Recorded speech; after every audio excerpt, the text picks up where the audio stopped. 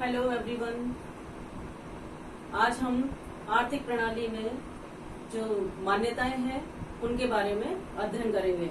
अर्थशास्त्र में मान्यताओं की आवश्यकता क्यों होती है, कोई भी सिद्धांत या नियम बनाने पर हम किस प्रकार की मान्यताओं का उपयोग करते हैं।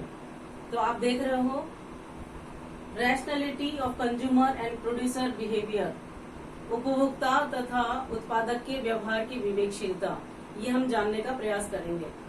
आर्थिक विश्लेषण में जैसे दो शाखाएं हैं, व्यष्टि आर्थिक विश्लेषण और समष्टि आर्थिक विश्लेषण। इन दोनों प्रकार के शाखाओं में हम विभिन्न नियमों और सिद्धांतों का अध्ययन करते हैं और कोई भी नियम या सिद्धांत उसी स्थिति में हम लागू कर सकते हैं जब हम अर्थव्यवस्था में उनसे संबंधित कुछ नियम या उपनियम जो होते हैं उन्हें हम लेकर चलें। अब उपभोक्ता के व्यवहार तथा उत्पादक के व्यवहार की विवेकशीलता को जानने से पहले हम इन जो पैरामीटर्स हैं आर्थिक विश्लेषण के लिए, वेरिएबल्स हैं, बिहेवियरल जो एजम्पशंस हैं, इनके बारे में हमें जानना जरूरी है। पैरामीटर्स जैसा कि इसको कहते हैं स्थिर चर। पैरामीटर मीन्स स्थिर चर।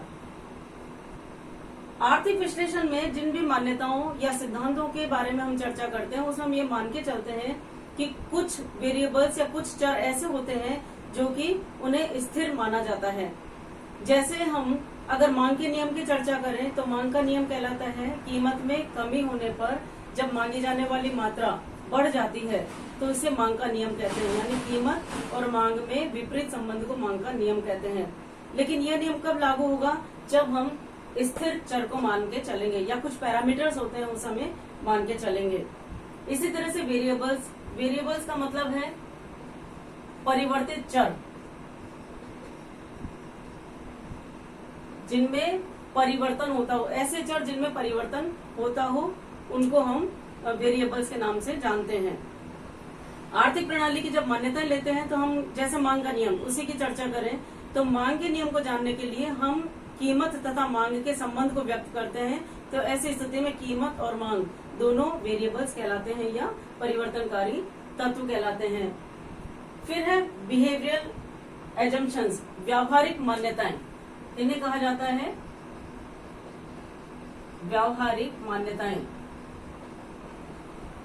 आर्थिक प्रणाली में जिन भी सिद्धांतों की हम चर्चा करते हैं तो वो या तो उपभोक्ता से संबंधित होती हैं या उत्पादक से संबंधित होती हैं। और अर्थशास्त्र में प्रारंभ से ही एडम स्मिथ, जो कि अर्थशास्त्र के जनक माने जाते हैं, तो एडम स्मिथ से लेकर आधुनिक अर्थशास्त्रियों ने हमेशा उपभोग के क्षेत्र में अधिकतम संतुष्टि की बात कही है तथा उत्पादन के क्षेत्र में अधिकतम लाभ से संबंधित चर्चा की है। जैसे कि हम जानते हैं कि मनुष्य एक जीव है और हम मानते हैं कि जब अर्थशास्त्र का अध्ययन करते हैं तो मनुष्य एक आर्थिक मानव है। आर्थिक मानव है, वह तर्क भी रखता है तथा वह भावनाओं से भी प्रेरित होता है। ऐसी स्थिति में यदि उसके पास कोई विकल्प हो कि वह कम की तुलना में ज्यादा को पसंद करता है। कई अर्थशास्त्रियों ने कहा है कि मनुष्य हमेशा थोड़े धन की अपेक्षा अधिक धन को पसंद करता है, यह उसकी स्वाभाविक प्रवृत्ति होती है। तो जब हम व्यावहारिक मान्यताओं में लेते हैं तो हम दो क्षेत्रों में व्यावहारिक मान्यताओं की चर्चा करेंगे। एक तो है उपभोक्ता के व्यवहार की विवेकशीलता और दूसरा है उत्पादक के व्यवहार की विवेकशीलता। उत्पादक का व्यवहार विवेकशील कब होगा? ये तो कहलाता है प्रोड्यूसर्स रैशनैलिटी। और इसी तरह से उपभोक्ता का व्यवहार विवेकशील होना मतलब कंज्यूमर्स रैशनैलिटी।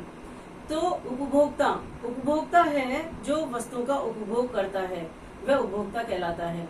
ऐसी स्थिति में उपभोक्ता का व्यवहार किस तरह से हो? अब एक व्यक्ति या उपभोक्ता ये जानता है कि उसकी आय क्या है, वह यह भी जानता है कि विभिन्न वस्तु जो वह प्राप्त करना चाहता है उनकी कीमतें क्या हैं। तो उसको अपने आय के बारे में जानकारी होती है, वस्तुओं की कीमतों के बारे में जानकारी होती है।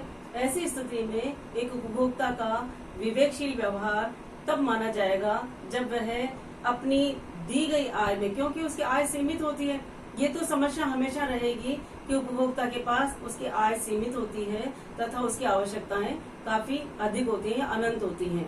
तो ऐसी स्थिति में वह एक साथ अपनी सभी आवश्यकताओं को अपनी सीमित आय से पूरा नहीं कर सकता। तो समस्या होती है चुनाव की, चयन की समस्या। तो वह किन वस्तुओं का चयन करे जिससे कि वह, उसका उद्देश्य है कि वह अधिकतम संतुष्टि प्राप्त करे। ऐसी स्थिति में वह अपनी दी गई आय से इस प्रकार से वस्तुओं को खरीदेगा ताकि उनकी खरीद से वह अपनी संतुष्टि को अधिकतम कर सके। तो एक उपभोक्ता का व्यवहार उसी स्थिति में विवेकशील माना जाएगा जब वह अपनी सीमित आय से अधिकतम आवश्यकताओं को पूरा करके अपनी संतुष्टि को अधिकतम कर सके। अब ऐसा करने के लिए उसके पास क्या है, आय सीमित है। दूसरा, वह अपने प्रेफरेंसेस को या अपने अधिमान को प्राथमिकता के क्रम में जचाएगा। जो भी उसकी आवश्यकता की वस्तुएं हैं उन्हें वह प्राथमिकता के क्रम में जचाएगा। मान लीजिए जैसे उसे ए वस्तु ज्यादा पसंद है बी की तुलना में, और बी वस्तु ज्यादा पसंद है सी वस्तु की तुलना में। तो ऐसी स्थिति में प्राथमिकता के क्रम में जमाने का मतलब है, या जो अधिमानों को व्यवस्थित करने का या क्रम में जचाने का मतलब है कि यदि वह ए को अधिक पसंद करता है बी की तुलना में और बी को अधिक पसंद करता है सी की तुलना में, तो ये अपने आप ही स्वतः रूप से माना जाएगा कि वो ए को अधिक पसंद करेगा इस सी की तुलना में। इसी तरह से यदि एक उपभोक्ता ए और बी वस्तुओं के मध्य तटस्थ भाव रखता है, तटस्थ भाव से मतलब है कि चाहे वह बी वस्तु ले ले या ए वस्तु ले ले, उसकी संतुष्टि में कोई प्रभाव नहीं पड़ेगा।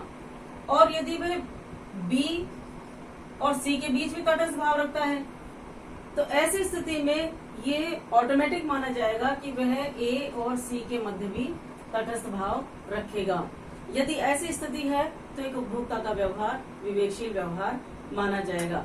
विवेकशील व्यवहार से मतलब है कि एक उपभोक्ता को अपने बारे में पूरी जानकारी है कि वह कौन सा कार्य करेगा, आर्थिक क्रिया कैसी करेगा कि उसका हित जो है अधिकतम हो।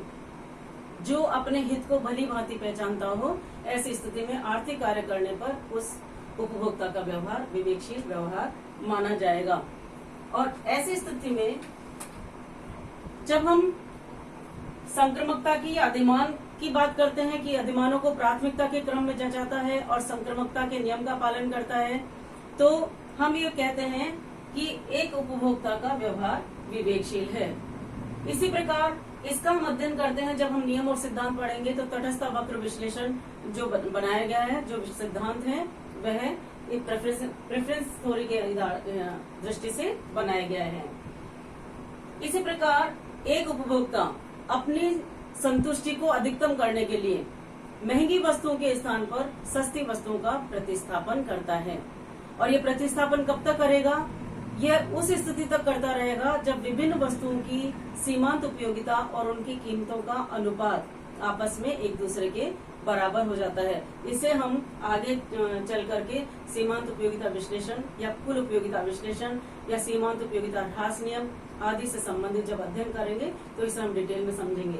तो इस प्रकार एक उपभोक्ता का विवेकशील व्यवहार उस स्थिति में माना जाता है कि जब वह अपनी दी गई सीमित आय से अधिक वस्तुएं खरीदकर अपनी संतुष्टि को अधिकतम कर सके। तो ये तो था उपभोक्ता के व्यवहार की विवेकशीलता। इसी तरह से है प्रोड्यूसर्स रैशनैलिटी, उपभोक्ता के व्यवहार की उत्पादक के व्यवहार की विवेकशीलता। एक उत्पादक का लक्ष्य है कि वह अपने दिए गए साधनों से अधिकतम उत्पादन करके अपना लाभ अधिकतम करे। तो ऐसी स्थिति में क्या करेगा? वह करेगा कि महंगे साधनों के स्थान पर सस्ते साधनों का प्रतिस्थापन करेगा, क्योंकि उसका जब वह लागतें कम करेगा उत्पादन के लिए तभी उसे लाभ अधिक मात्रा में प्राप्त होगा, क्योंकि लिमिटेड रिसोर्सेज हैं। यह उत्पादन के क्षेत्र में भी लागू है कि साधन सीमित हैं। अब उन सीमित साधनों से ही वह अधिकतम उत्पादन करने का प्रयास करेगा।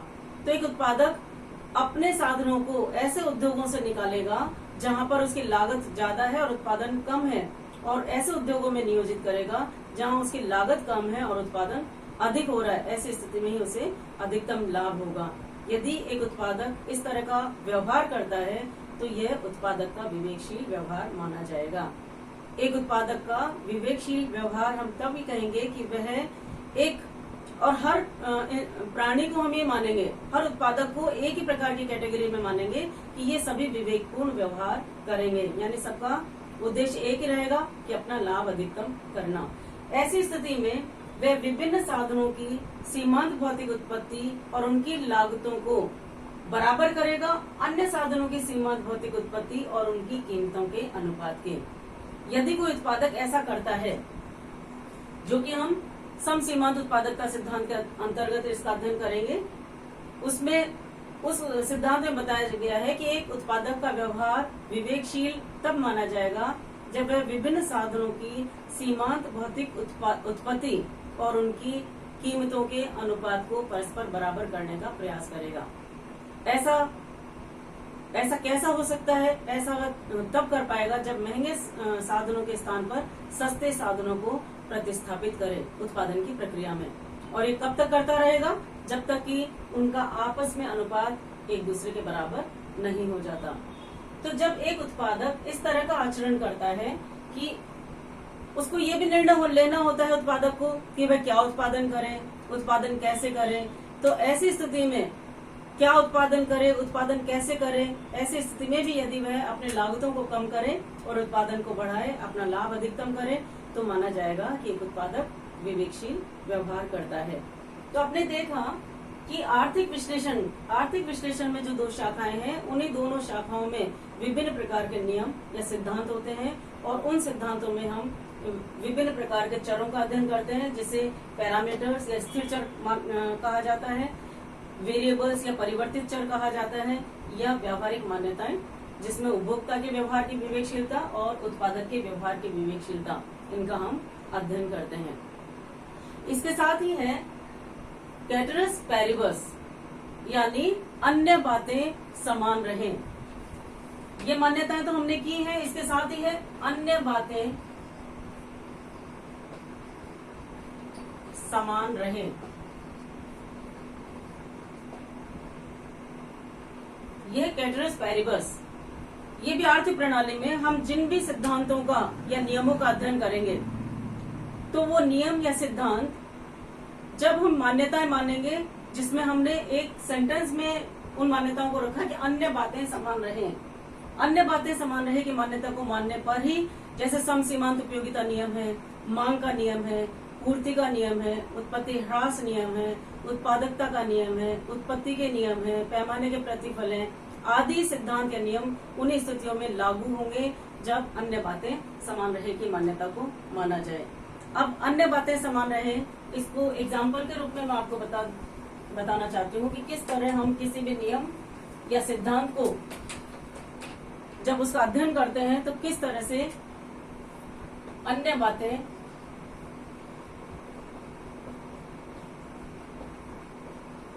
समान रहे, इस मान्यता का हम उपयोग करते हैं। उदाहरण के लिए जैसे मांग का नियम है, मांग का नियम जैसे dx is equal to function of px। यदि हम ये बात करते हैं कि किसी विशेष वस्तु, या विशेष वस्तु मान लीजिए x है, x वस्तु की मांग निर्भर करती है x वस्तु की कीमत पर, यानी किसी वस्तु की मांग उस वस्तु की कीमत का फलन है। और इनमें हम जानते हैं कि विपरीत संबंध होता है। विपरीत संबंध का मतलब है कि कीमतें बढ़ जाएं, अगर प्राइस राइज करती है, कीमतें बढ़ जाती हैं, तो निश्चित रूप से उस वस्तु की मांग कम हो जाती है। तो ये कहलाता मांग का नियम। लेकिन इसके साथ ही है कि अन्य बातें समान रहने पर यदि किसी वस्तु की कीमत कम होती है तो उस वस्तु की मांग बढ़ जाती है और इसे मांग का नियम कहते हैं। तो अन्य बातें क्या हुई? जैसे अन्य वस्तु की कीमतें। जब हम मांग के नियम का अध्ययन करते हैं तो हम ये मान के चलते हैं कि अन्य बातें स्थिर रहें या समान रहें विश्लेषण के दौरान, तो ही यह नियम कार्य कर पाएगा। तो उसमें हम शामिल कर सकते हैं अन्य वस्तुओं की कीमतें। इसी तरह से विश्लेषण काल के दौरान उपभोक्ता की जो रुचि है या उसका जो टेस्ट है वो स्थिर रहे। इसी तरह से उपभोक्ता की आय, इनकम, वह स्थिर रहे। समाज में प्रचलित फैशन वो स्थिर रहे। नंबर ऑफ कंज्यूमर्स या पॉपुलेशन वो स्थिर रहे। इस तरह से अन्य कई वेरिएबल्स हैं जो कि वस्तु की मांग को प्रभावित करते हैं। अन्य वस्तु की कीमत, अगर हम मांग का नियम लागू करना चाहें तो हम ये मानेंगे कि अन्य वस्तु कोई भी वस्तु, चाहे वो प्रतिस्थापन वस्तु हो सकती है या पूरक वस्तु हो सकती है, तो हम ये मान के चलेंगे कि जिस वस्तु की मांग के बारे में हम विश्लेषण कर रहे हैं उससे संबंधित ना तो कोई पूरक वस्तु की कीमत परिवर्तित हुए, ना उसके प्रतिस्थापन वस्तु की कीमत परिवर्तित हुए।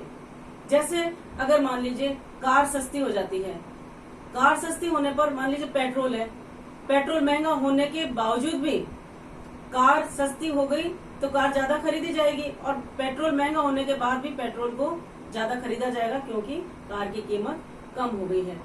तो ऐसी स्थिति में मांग का नियम लागू नहीं हो सकता।